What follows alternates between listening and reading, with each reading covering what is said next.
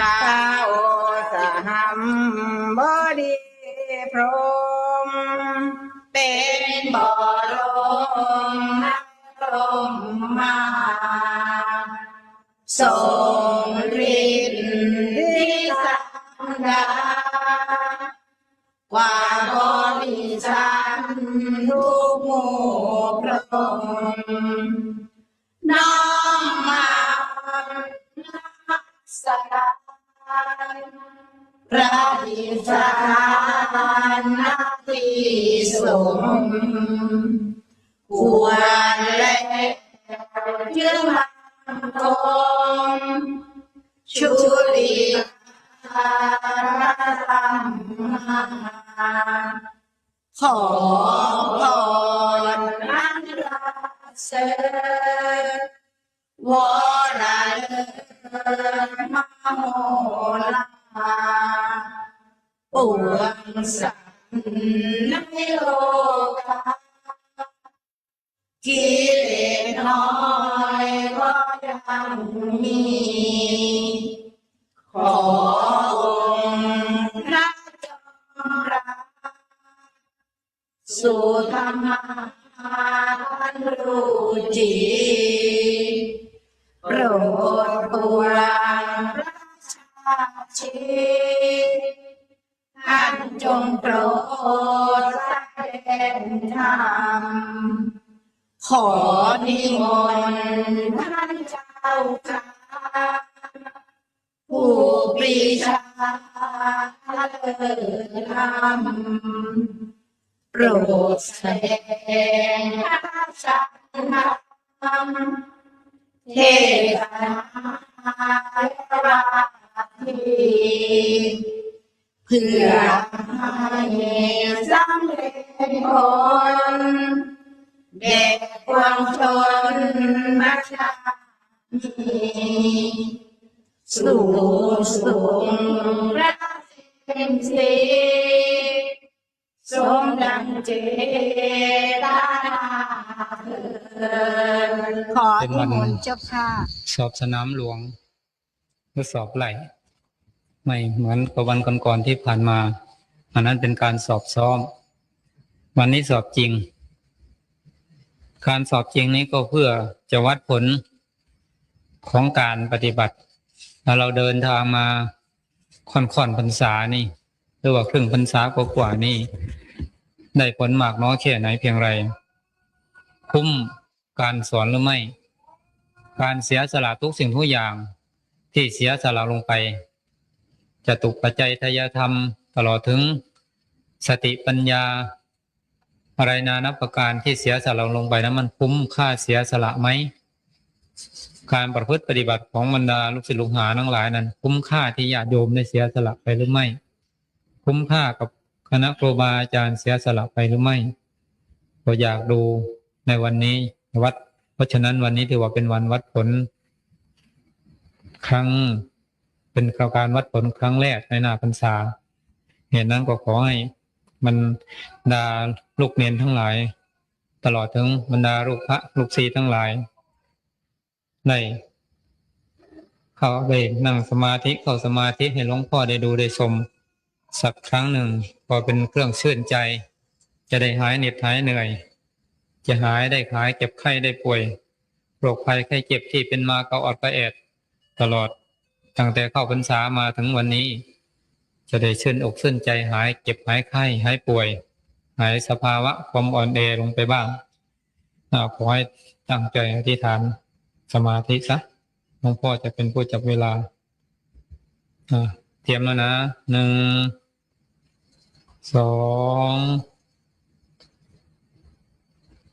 3พยายามทำใจดีๆทำใจให้สบ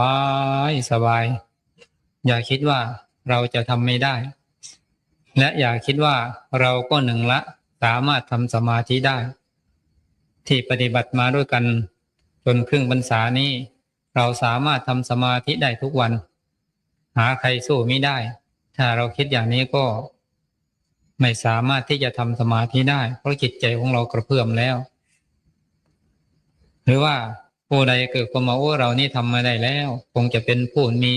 ไม่มีบุญวาสนาบารมีหรือบุญวาสนาบารมีของเราคงมีเพียงแค่นี้คงไม่สามารถทำสมาธิได้คงจะเป็นที่อับอายขายหน้าครูบาอาจารย์ตลอดทั้งเพื่อนฝูงและญาติโยมตลอดถึงปะขาวแม่ชีที่มารักษาอุโบสถศีลด้วยกันหากว่าเผื่อว่าเราทำไม่ได้เราจะเอาหน้าไปไว้ไหนเนาะถ้าโมแต่คิดอย่างนี้ก็ไม่สามารถทำสมาธิได้เหตุนั้นขอให้ทำจิตใจเป็นกลางๆกำหนดบทพระกรรมฐานที่เราได้ศึกษามาจากครูบาอาจารย์ตลอดซึ่งพรรษาเศษนี้กำหนดไปให้ทำจิตใจสบายขณะที่กำลังทำสมาธิอยู่นี่หลวงพ่อก็จะบรรยายธรรมควบคู่กันไปพอเป็นคร่าวๆเพื่อกันให้โอกาสแก่การทำสมาธิของบรรดาท่านนักปฏิบัติธรรมทั้งหลายท่านนักปฏิบัติธรรมทั้งหลายนับตั้งแต่เราได้เริ่มปฏิบัติมานี้ทุกเช้าทุกเพลทุกเย็นจะได้ยินแต่เรื่องบาปบุญอยู่ตลอดเวลาเช้าก็พูดเรื่องบาปเรื่องบุญเพลก็พูดเรื่องบาปเรื่องบุญค่ำก็พูดเรื่องบาปเรื่องบุญสนทนาปราศัยกันก็สนทนาปราศัยกันแต่เรื่องบาปเรื่องบุญเราได้เคยสำเนียกหรือไม่ว่าคำว่าบาปคืออะไรคำว่าบุญคืออะไรคำว่าบาปนี่พูดเอาภาษาบ้านเราหมายถึงความชั่วการคิดชั่วการทำชั่วการพูดชั่วนั่นถือว่าเป็นบาปคำว่าบุญก็คือหมายว่าสภาวะธรรมที่ทรงไว้ซึ่งความดีคือการคิดดีการทำดีการพูดดีถือว่าเป็นบุญสภาวะธรรมเหล่าใดที่คิดแล้วทำแล้วพูดแล้วทำให้เราต้องเดือดร้อนและคนอื่นก็เดือดร้อนด้วยก็ถือว่าเป็นบาปแต่สภาวะธรรมเหล่าใดที่คิดแล้วทำแล้วพูดแล้วเราเองก็มีความสุขใจคนอื่นก็พลอยมีความสุขใจไปด้วยถือว่าสภาวะธรรมเช่นนั้นเป็นบุญเป็นกุศลแต่คนส่วนมากถ้าพูดเรื่องบุญเรื่องบาปนี่ถือว่าบุญบาปนี่ไม่มีเพราะว่าเราไม่เข้าใจว่าบาปคืออะไรบุญคืออะไรถ้าเราเข้าใจเราเพียงย่อๆบาปคือความชั่วบุญคือความดีทีนี้เราก็มาย้อนลงไปว่าความในโลกนี้ความดียังมีอยู่หรือความชั่วยังมีอยู่หรือผลของความดียังมีอยู่หรือผลของความชั่วยังมีอยู่หรือถ้ายังมีอยู่ก็ถือว่าบุญก็มีบาปก็มีบาปนี้ถ้ากล่าวโดยสภาวะธรรมล้วนๆได้แก่โลภะความโลภโทสะความโกรธโมหะความหลงนี่แหละเป็นตัวบาปคือตัวบาปนั้นขอย้ำอีกครั้งหนึ่งตัวบาปนั้นเมื่อกล่าวโดยสภาวะธรรมล้วนๆก็ได้แก่โลภะโทสะโมหะทั้งสามตัวนี้เป็นตัวบาปทีนี้เราลองคิดดูสิว่าขณะนี้โลภะโทสะโมหะของเรายังมีอยู่หรือถ้ามีอยู่ก็แสดงว่าบาปยังมีอยู่สำหรับตัวบุญที่นี่สำหรับตัวบุญกล่าวโดยสภาวะธรรมล้วนๆก็ได้แก่อโลภะอโทสะอโมหะคือความไม่โลภไม่โกรธไม่หลงหรือพูดให้เข้าใจชัดลงไปก็ได้แก่ศีลสมาธิปัญญานี่เป็นตัวบุญสำหรับคนที่ว่าบาปไม่มีส่วนมากก็ถ้าพูดเรื่องบาปแล้วเกิดคัดค้านขึ้นมาทันทีว่าบาปไม่มีถ้าบาปไม่มีตำรวจเขาจะมีไว้ทำไมตำรวจนี่เขามีไว้เพื่อว่าปราบคนทำบาปถ้าคนทำบาปไม่มีตำรวจก็ไม่จำเป็นที่จะต้องมีแต่เพราะเหตุใดจึงมีตำรวจเพราะว่ายังมีคนทำบาปอยู่ยังมีคนบาปอยู่เมื่อยังมีคนทำบาปแล้วก็ยังมีบาปอยู่ก็จำเป็นที่จะต้องมีตำรวจสำหรับปราบปรามคนที่ทำบาปและอีกอย่างหนึ่งพวกศาลยุติธรรมก็ดีศาลฎีกาก็ดีอนุฎีกาก็ดีเขามีไว้ทำไมเขามีไว้เพื่อไต่สวนหรือพิจารณาโทษของบุคคลผู้ทำบาปว่าผู้นี้เขาได้ทำบาปน้อยแค่มากน้อยแค่ไหนเพียงไรหรือว่าเขาไม่ได้ทำบาปแต่ถูกใส่ความถูกกล่าวหา ผู้พิพากษาก็จะได้พิจารณาโทษพิจารณาหาค้นหาความจริงว่ามันเป็นความจริงหรือที่เขากล่าวมานี่ผู้พิพากษาหรือศาลต่างๆที่เขาตั้งไว้ก็เพื่อพิจารณาโทษของผู้ทำบาปถ้าคนทำบาปไม่มีก็จะไม่จำเป็นจะต้องมีศาลยุติธรรมมีศาลฎีกามีศาลอนุฎีกาอะไรทำนองนี้ก็ไม่ต้องมีหรืออีกอย่างหนึ่งเรือนจำนี่เขามีไว้ทำไมเรือนจำเขามีไว้สำหรับทรมานหรือกักขังบุคคลผู้ทำบาปถ้าว่าคนทำบาปไม่มีหรือบาปไม่มีก็ไม่จำเป็นที่จะต้องมีคุกมีตารางไม่จำเป็นที่จะต้องมีเรือนจำแต่เพราะว่ายังมีคนทำบาปอยู่ก็จำเป็นต้องมีเรือนจำหรือว่ามีคุกมีตารางสำหรับลงโทษผู้ที่ทำบาปนี่สำหรับเรื่องบุญเรื่องบาปมันเป็นอย่างนี้ทีนี้ถ้าว่าพูดไปหนักกว่านี้คนทั้งหลายก็ยิ่งคัดค้านใหญ่ถ้าพูดถึงเรื่องนรกก็ดีสวรรค์ก็ดีพรหมโลกก็ดีมรรคผลพระนิพพานก็ดีคนส่วนมากก็ยิ่งมีความคิดป่วยเฉยใหญ่คิดว่าสิ่งทั้งหลายทั้งปวงเหล่านี้มันไม่มีนรกก็ไม่มีสวรรค์ก็ไม่มีพรหมโลกก็ไม่มีเทพบุตรเทพธิดาเปรตอสุรกายอะไรทำนองนี้ก็ไม่มีส่วนมากคนทั้งหลายคิดอย่างนี้เพราะมันเป็นสิ่งที่ลึกลับมองไม่เห็นข้อนี้ขอย้อนถามท่านอีกครั้งหนึ่งว่าเรารู้ไหมว่าเราเกิดวันนั้นเดือนนั้นปีนั้นเช่นว่าเราเกิดวันอาทิตย์เดือน5ปีมะโรงอะไรทำนองนี้รู้นานนะรู้แต่รู้ตั้งแต่เราออกจากครรภ์ของคลอดจากครรภ์ของมารดาหรือว่าเมื่อโตแล้วจึงรู้เมื่อโตแล้วเมื่อเข้าโรงเรียนแล้วจึงรู้ใครบอกจึงรู้หรือว่ารู้เองพ่อแม่ของเราเป็นผู้บอกพ่อแม่ของเราเป็นผู้บอกเราก็รู้แล้วเชื่อไหมล่ะว่าเราเกิดวันนั้นเดือนนั้นปีนั้นตามที่พ่อแม่บอกเชื่อเพราะอะไรท่านยังเชื่อเพราะว่าท่านเป็นพ่อเป็นแม่ของเราถ้าเราไม่เชื่อพ่อเชื่อแม่ของเราแล้วแต่เราจะไปเชื่อใครและเราก็เชื่อว่าพ่อแม่นี้คงจะไม่โกหกเราข้อนี้ฉันใดเราก็เหมือนกันเราเป็นลูกของพระพุทธเจ้าถึงแม้ว่าเรายังไม่ได้เห็นนรกยังไม่ได้เห็นเปรตเห็นอสุรกายยังไม่เห็นสัตว์เดรัจฉานยังไม่ได้เห็นเทพบุตรเทพธิดาอินพรหมแต่ท่านกล่าวไว้ในตำรับตำราเราก็เชื่อเพราะอะไรเราจึงเชื่อเพราะว่าสมเด็จพ่อคือองค์สมเด็จพระสัมมาสัมพุทธเจ้าซึ่งเป็นสมเด็จพ่อของเราเป็นผู้บอกเราก็เชื่อถ้าเราไม่เชื่อสมเด็จพ่อของเราเราจะไปเชื่อใคร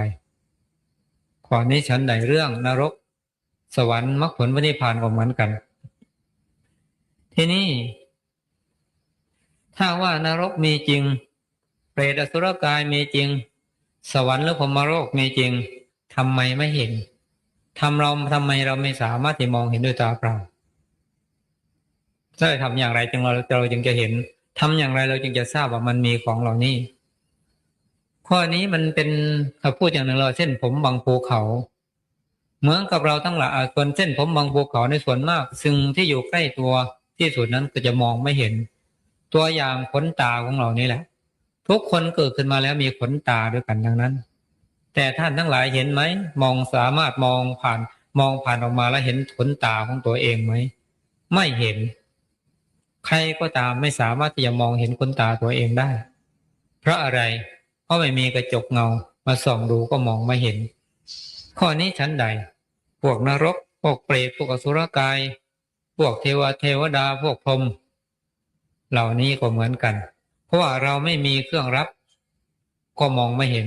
เมื่อไรเรามีเครื่องรับเราก็สามารถมองเห็นสิ่งเหล่านี้หรืออุปมาเหมือนกันกับสถานที่เรานั่งอยู่นี้เรื่องนี้เนี่ยมีใครบ้างสามารถปฏิเสธได้ว่าไม่มีคลื่นวิทยุไม่มีใครกล้าปฏิเสธได้ว่าสถานที่แห่งนี้ไม่มีคลื่นวิทยุแต่ทำไมเราถึงไม่เห็นเลยไม่สามารถที่จะฟังเสียงวิทยุได้ก็เพราะว่าเราไม่มีเครื่องรับทีนี้เราจะทำอย่างไรจึงจะรู้ว่ามันมีคลื่นวิทยุเราก็เอาวิทยุมาเปิดดูเราเปิดวิทยุให้ตรงกับไซเคิลของสถานีที่ส่งมาไซ ช่นว่าสถานีปสสอุบลก็ดีกรมประชาสัมพันธ์ก็ดีที่ส่งมาที่ทางที่เขาที่ส่งมาว่ามันระยะที่ส่งมานั้นเท่าไรไซเคิลเท่าไรเมกะเฮิรตซ์เท่าไรเมตรเราก็เปิดวิทยุของเราให้มันตรงกับไซเคิลที่สถานีส่งมาก็ฟังเสียงได้ทันทีหรือว่าในสถานที่ที่เรานั่งอยู่นี้ท่านทั้งหลายสามารถปฏิเสธได้ไหมว่าไม่มีคลื่นทีวีปฏิเสธไม่ได้มีครบไปหมดสถานีที่เขาส่งอยู่ในประเทศไทยของเราทุกวันนี้เป็นว่าช่อง3ก็ดีช่อง4ก็ดีช่อง5ก็ดีช่อง7ก็ดีช่อง9ก็ดีช่อง11ก็ดีมีครบหมดเต็มไปหมดไม่มีที่ว่างแต่เราเพราะเหตุไรเราจึงมองไม่เห็นเพราะไม่มีเครื่องรับถ้าเรามีเครื่องรับเราก็มองเห็นทันทีที่เราจะทำอย่างไรจึงจะดูได้จึงจะรู้ได้ว่ามันมีขึ้นทีวีเราก็เอาทีวีมาเปิดดูเปิดให้ตรงกับช่องที่เขาส่งมาเราต้องการว่าช่อง3มันมีไหมช่อง4มีไหมช่อง5มีไหมช่อง7มีไหมช่อง9มีไหมช่อง11มีไหมเมื่อเราเปิดให้ตรงช่องกับช่องที่เขาส่งมาก็จะเห็นภาพเห็นทั้งภาพเห็นทั้งเสียงทันทีข้อนี้ฉันใดหากว่าพวกเราทั้งหลายต้องการที่จะทราบว่านรกสวรรค์นรกก็ดีเปรตก็ดีอสุรกายก็ดีเทวดาก็ดีพระพรหมก็ดีมีจริงไหมเราก็ต้องสร้างเครื่องรับขึ้นมาอะไรเป็นเครื่องรับอภิญญาจิตแต่ว่าอภิญญาจิตเป็นเครื่องรับขึ้นมาสมมติว่าเราอยากเห็นเราก็ต้องสร้างทิพยจักขุอภิญญาขึ้นมาเมื่อใดเราสร้างทิพยจักขุอภิญญาขึ้นมาได้คือเรามีหูมีตาทิพย์มีตาล่วงสามัญชนธรรมดาเมื่อเรามีตาทิพย์ขอไปเมื่อเรามีทิพยจักขุอภิญญาคือมีตาทิพย์แล้วสามารถที่จะมองเห็นสิ่งลึกลับซึ่งชาวโลกทั้งหลายมองไม่เห็นหรือว่าคนธรรมดามองไม่เห็นเราก็สามารถมองเห็นได้เช่นว่าภายในวัดของเราวันนี้มันเป็นบุญสรากภัตมีพวกสัตว์นรกประเภทไหนบ้างมารับทายธรรมจากญาติโยมวันนี้ญาติของเรามาไหมญาติของผู้นั้นมาไหมแล้วผู้ที่รับทายธรรมในวันนี้มีมากน้อยแค่ไหนเพียงไรเราสามารถมองเห็นได้เลยสัตว์นรกเราก็สามารถเห็นได้พวกเปรตพวกอสุรกายก็สามารถมองเห็นได้เทพบุตรเทพธิดาอินพรหมก็สามารถที่จะมองเห็นได้ทีนี้เรามองเห็นเฉยๆที่นี่แต่ว่าไม่รู้ความหมายคือไม่ฟังเสียงของเขาไม่รู้เห็นแต่ภาพแต่ไม่ได้ยินเสียงเราก็ต้องสร้างเครื่องรับขึ้นมาอีกนั่นแหละเราต้องสร้างเครื่องรับคือโสตอภิญญาคือหูทิพย์เมื่อใดเราได้ทิพย์โสตอภิญญาคือหูทิพย์แล้วเราก็ได้ยินเสียงเขาด้วยเขาพูดเราก็ได้ยินคือตาก็เห็นหูก็ได้ยินเสียงด้วยเมื่อใดเราได้เพียงแค่ทิพย์โสตอภิญญาและทิพยจักขุอภิญญานี้ก็เป็นอันว่าหมดความสงสัยแล้วไม่จำเป็นที่จะต้องไต่ถามครูบาอาจารย์รูปโน้นรูปนี้แล้วก็ไม่จำเป็นที่จะแสวงหาไปปฏิบัติสำนักโน้นสำนักนี้เพราะอะไรเพราะมารู้เฉพาะตนเสียแล้วหมดความสงสัยเสียแล้วนี่แหละท่านทั้งหลายการประพฤติปฏิบัติธรรมจะหมดความสงสัยได้เรื่องบาปเรื่องบุญนี่เรื่องนรกเรื่องเปรตเรื่องอสุรกายเรื่องเทวโลกเรื่องพรหมโลกนี่ก็ต่อเมื่อเราได้อภิญญาจิตดังกล่าวมาแล้วข้างต้นเมื่อใดเราได้ปัญญาจิตแล้วก็หมดความเครือบแคลงสงสัยเมื่อเราได้ปัญญาจิตแล้วเราสามารถที่จะรู้ได้เช่นว่าทุกวันเวลาเราอติระฆังทำวัดก็ดีหรือว่าเวลาเรายะถาสัพพีให้พรญาติโยมก็ดีหมามันเห่ามันหอนขึ้นมาผิดปกติเราจะรู้ทันทีว่าเสียงหอนของมันนั้นถ้าแปลมาเป็นภาษามนุษย์เราแล้ว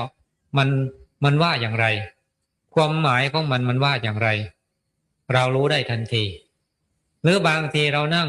ไหว้พระทำวัดสวดมนต์เจริญเมตตาแผ่เมตตาอยู่มีตุ๊กแกมันทักขึ้นมาร้องขึ้นมาหรือว่ามีจิ้งจกมาร้องขึ้นมาจับขึ้นมาจนขนหนังหัวพองสยองก้าวก็มีเพราะเหตุไรในเมื่อมันเป็นอย่างนี้เราก็รู้ได้ทันทีว่าจิ้งจกนี่มันร้องว่าอย่างไรความหมายของมันถ้าแปลเป็นภาษาคนแล้วจะมันหมายความว่าอย่างไรตุ๊กแกที่มาร้องนี้ในขนาดอย่างนี้มันทักอย่างนี้มันหมายความว่าอย่างไรนี่รู้ได้ทันทีบางทีเรา ไหว้พระทำวัดสวดมนต์เสร็จแล้วเราก็แผ่ส่วนบุญส่วนกุศลให้แก่สัตว์ทั้งหลายในขณะที่เรากำลังส่งสิทธิ์ส่งใจแผ่บุญแผ่กุศลให้บรรดาสัตว์ทั้งหลายเหล่านั้นแหละบรรดาสุนัขที่พาอยู่ในภายในวัดก็ดีในบ้านก็ดีก็เห่าหอนเสียงโหยหวนเย็น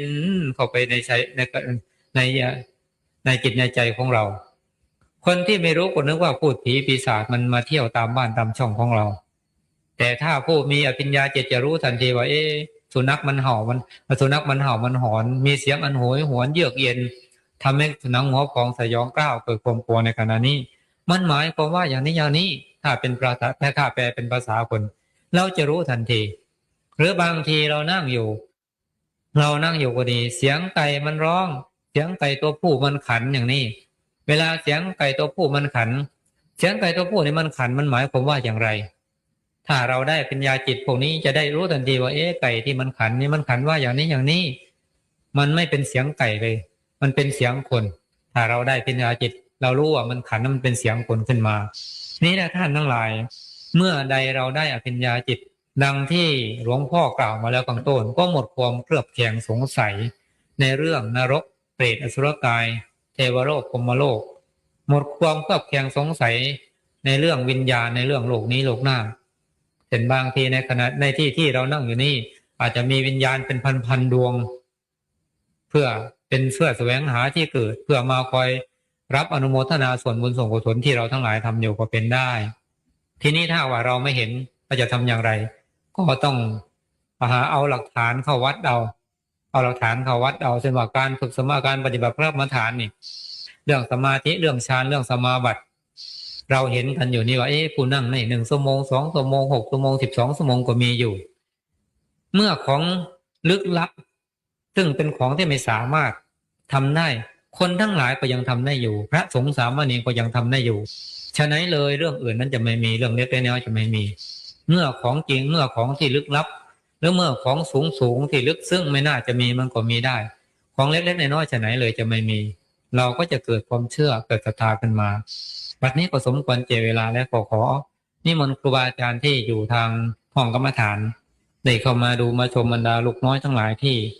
นั่งสมาธิที่สาธิตสมาธิในวันนี้ว่าเราฟังกันมาตลอดทั้งเกือบพรรษานี่มีผู้ทำได้ไหมฟังเทศน์วันละ30 นาที30 กว่านาทีเศษๆนะขอนิมนต์คนหน่อยขอนิมนต์เฉพาะโดยเฉพาะผู้ที่ยังไม่ได้เคยดูเคยชมนั่นแหละสำหรับผู้ที่เคยดูเคยชมแล้วก็ไม่เป็นไรโดยเฉพาะที่ท่านครูบาอาจารย์ที่ลาราชการมาบวชขอนิมนต์คนหน่อยขอนิมนต์อันนี้ทำนี้ไม่ใช่ทำเพื่อพวกปริยัติทำที่สอบทำพิธีสอบวันนี้ก็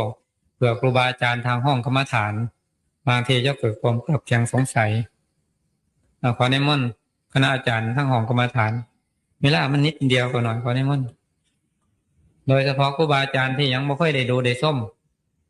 ครูบาอาจารย์ที่ลาราชการมาบวชหรือท่านทั้งหลายที่ลางานมาบวชนะขอนิมนต์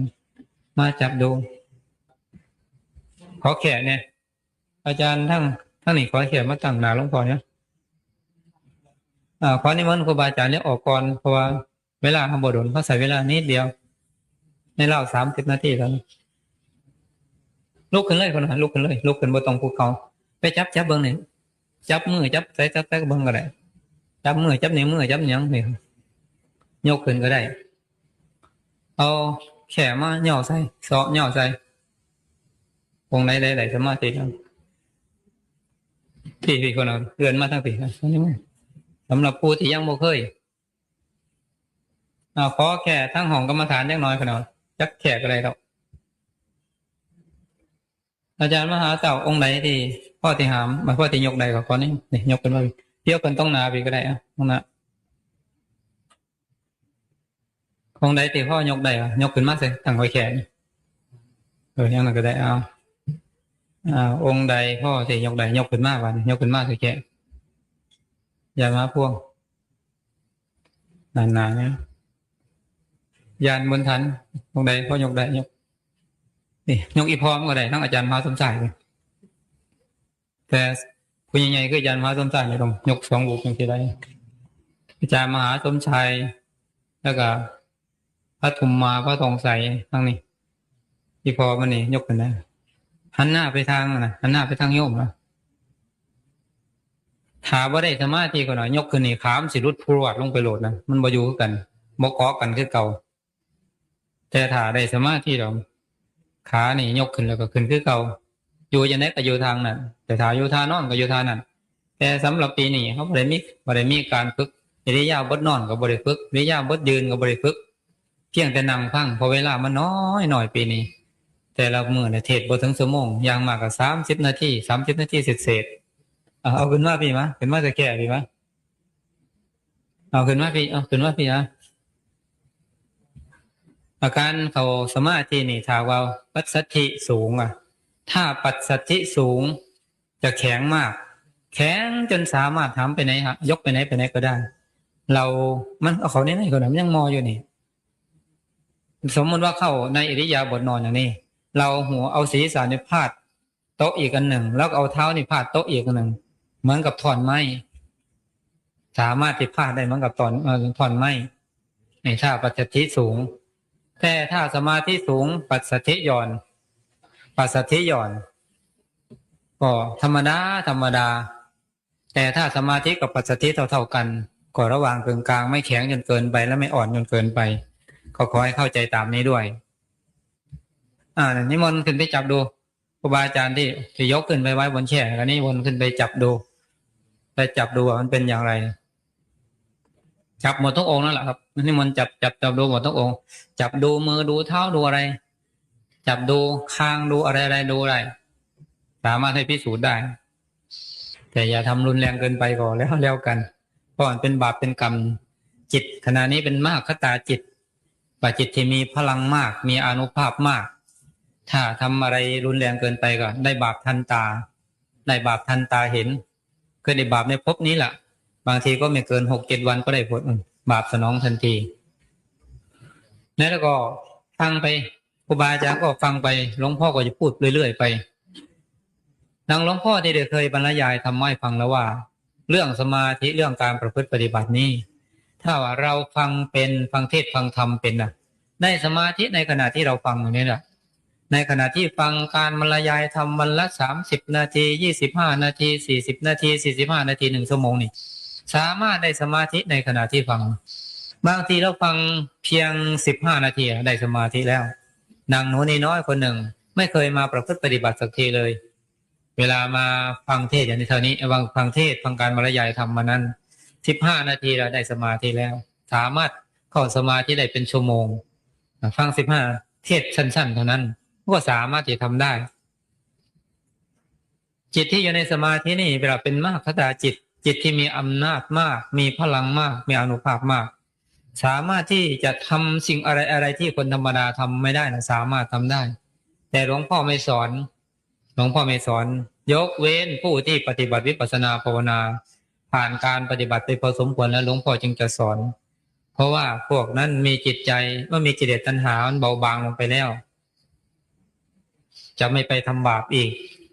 ถ้าผู้ที่ยังไม่ผ่านวิปัสสนาญาณเลยนี่จิตใจมันก็ยังมีกิเลสตัณหาอยู่เมื่อกิเลสตัณหาเกิดขึ้นมาอาจจะทำบาปทำกรรมใช้สมาธิจิตนี้ไปทำในสิ่งที่ไม่ดีไม่งามได้สมาธิที่เข้าอย่างนี้ที่ทำได้อย่างนี้สามารถที่จะหลับตาสามารถที่จะนั่งหลับตาแล้วพับผ้าขาว6-7ชั้นนี่มัดตาเราให้เอาหนังสือมาอ่านไม่สามารถอ่านได้แต่ปีนี้หลวงพ่อไม่ได้สาธิตคิดว่าสาธิตมานานแล้ว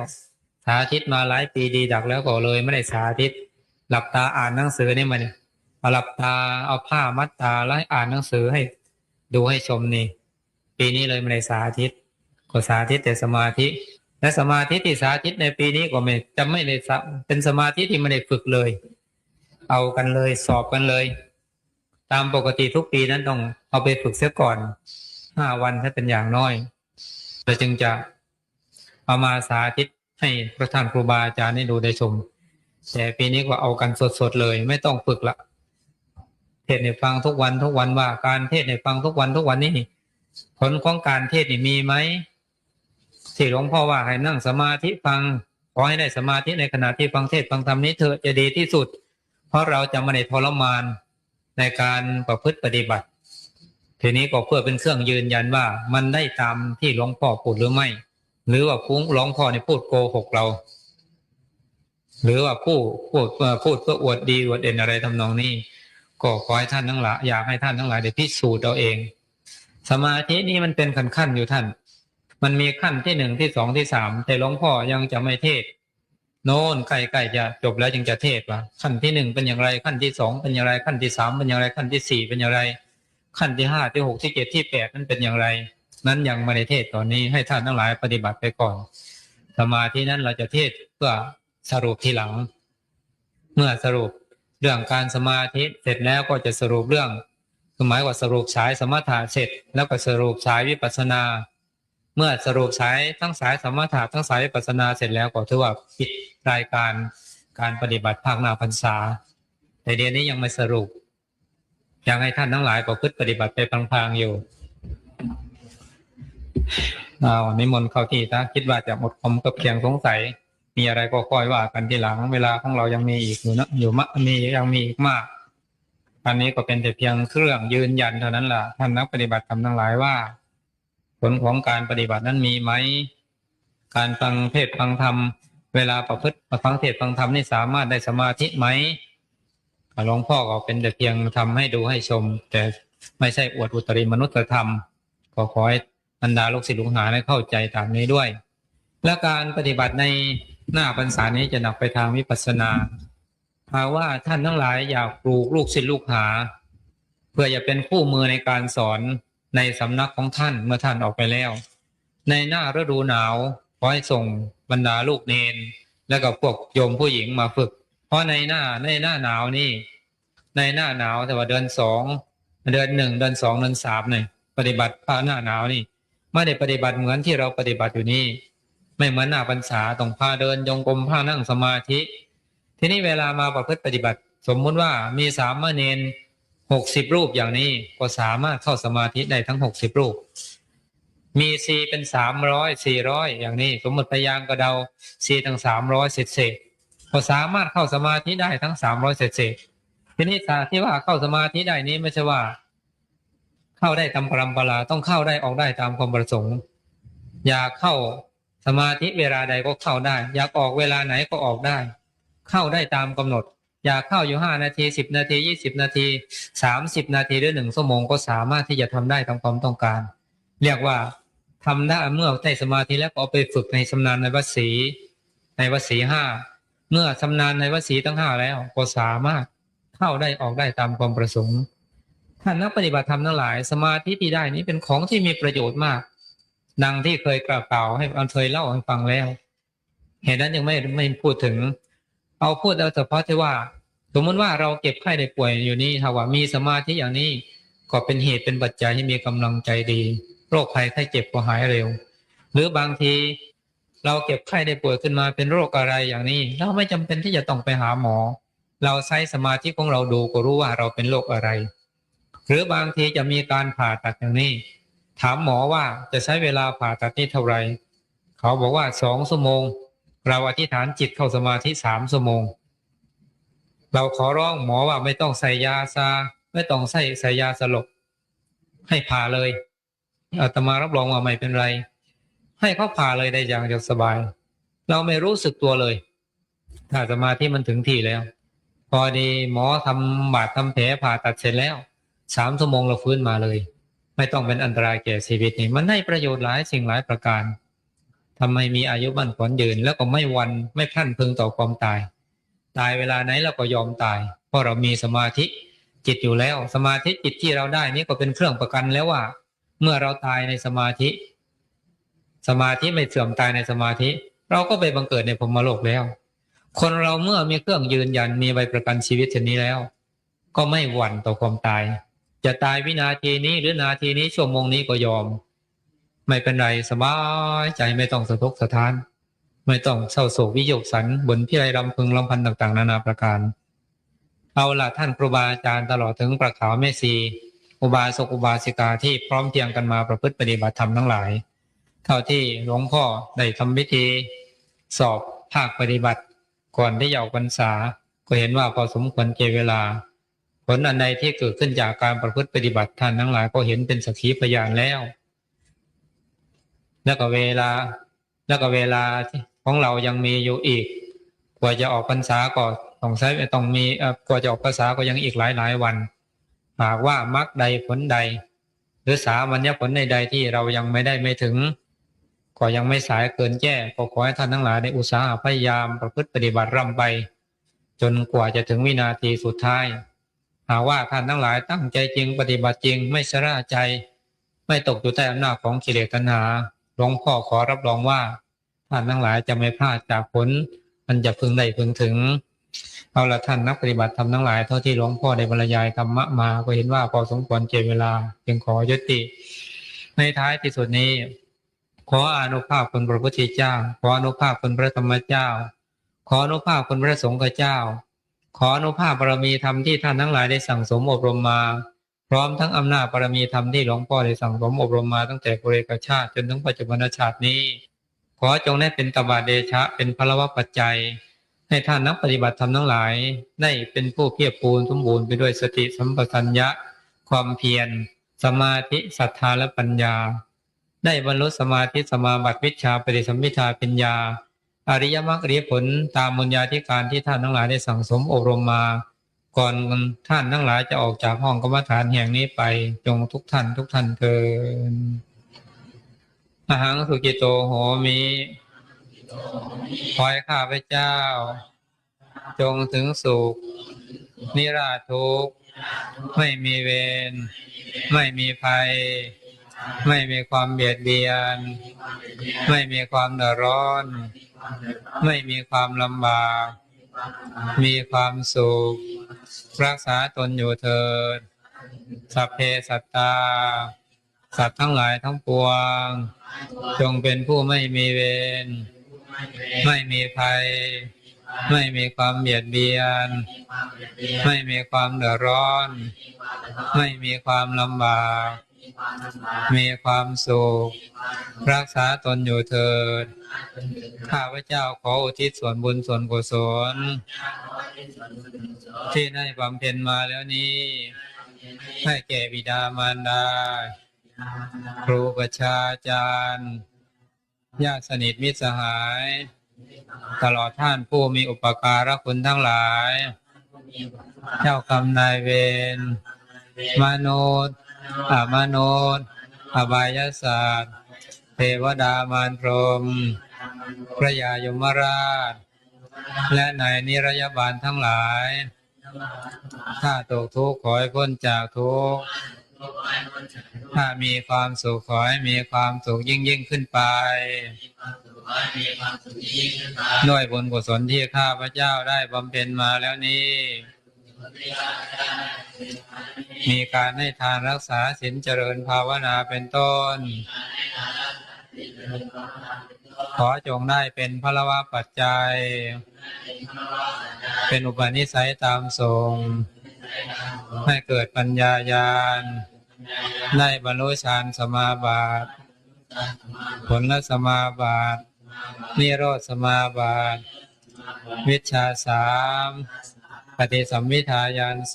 4ปภิญญา6ปฏิตังสยานปัจจุปนังสยานอนาคตังสยานมโนมยิทธิได้บรรลุมรรคผลนิพพานทั้งในชาตินี้และชาติหน้าตลอดชาติอย่างยิ่งจนถึงความพ้นทุกข์คือพระนิพพานเถิด